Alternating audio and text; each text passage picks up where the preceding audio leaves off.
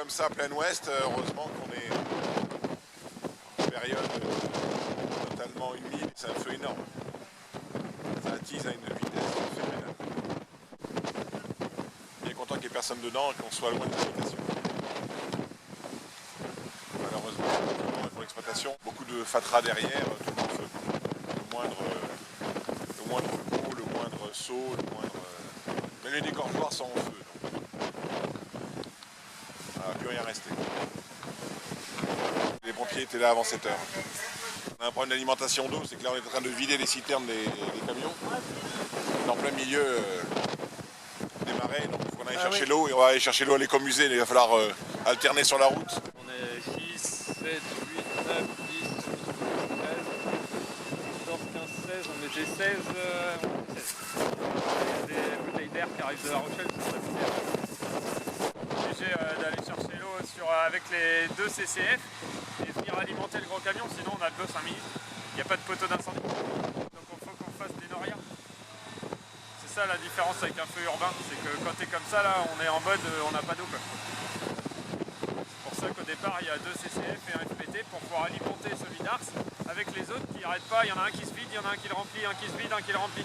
Sinon on tombe en panne d'eau au bout de 5 minutes. Quand on est arrivé, il y avait des flammes plus hautes que le toit, puisque derrière il y a toutes les poches stricole qui brûlaient.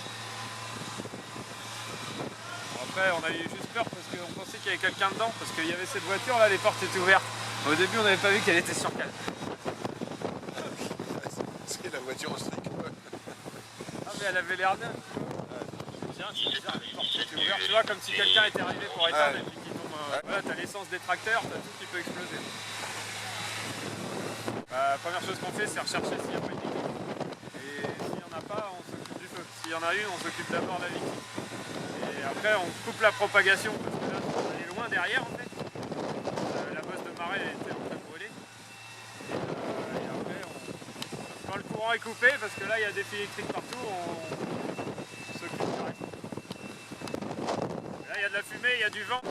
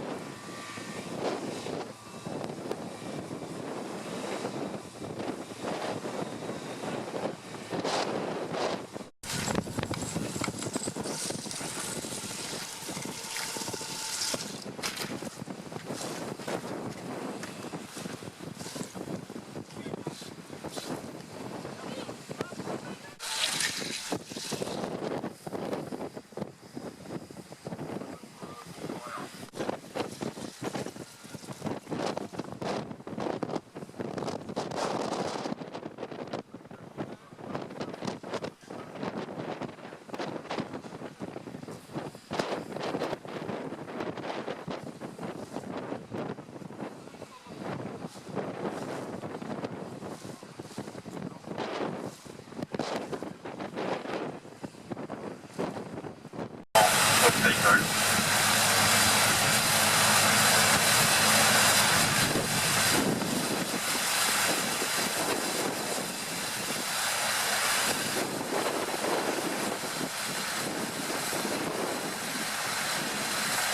Les norias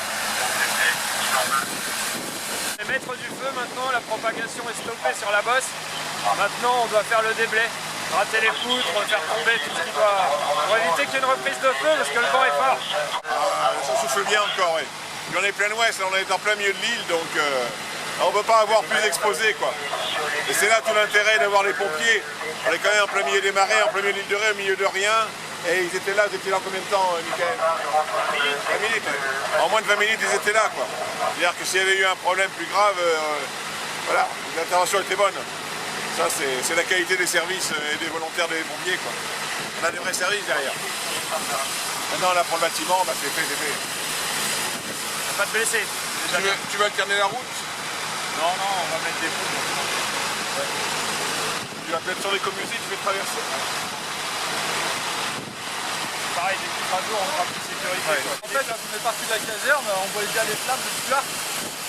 Et du coup, en arrivant, j'ai tout fermé. Et voilà. Et Jérôme, tu lui dis qu'il fasse le noria là-bas maintenant? Ouais, en fait, si tu veux, c'est que j'avais laissé leur matos là-bas au poteau. D'accord. Je leur ai dit au prochain tour, vous récupérez, vous repartez là-bas.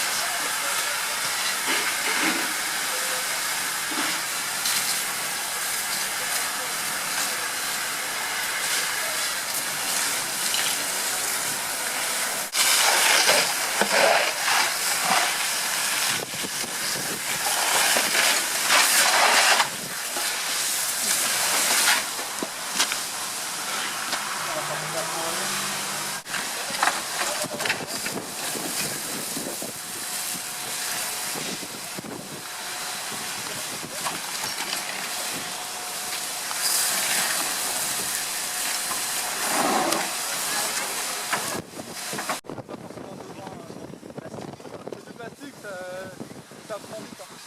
Ouais, dès que je peux arriver à une certaine température.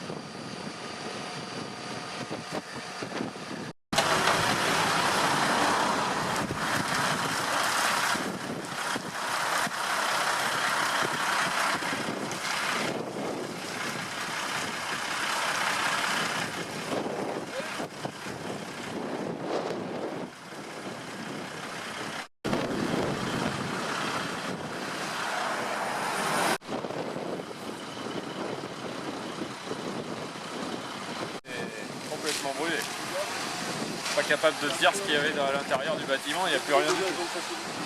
On s'est éteint, on est maître du feu, maintenant on fait la phase de déblai. C'est-à-dire qu'on gratte tout ce qui peut reprendre parce que comme il y a 80 km/h devant, il n'y a plus de risque derrière, il n'y a pas d'habitation, mais voilà, faut pas que ça reprenne. Il y a juste un petit local derrière qui n'a pas été touché du tout, donc faut pas que ça prenne là-dedans.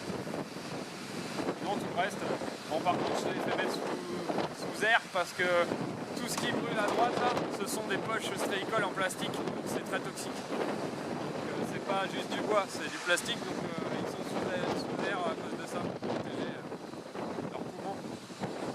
Et ouais, donc tu vois, maintenant on fait le déblai, tout le toit est tombé à l'intérieur. Il n'y a plus rien, on voit que même au niveau des parpaings, là il y a une ceinture en béton, mais ça a tellement chauffé que les parpaings ils sont fendus. Tu vois, regarde, là-bas.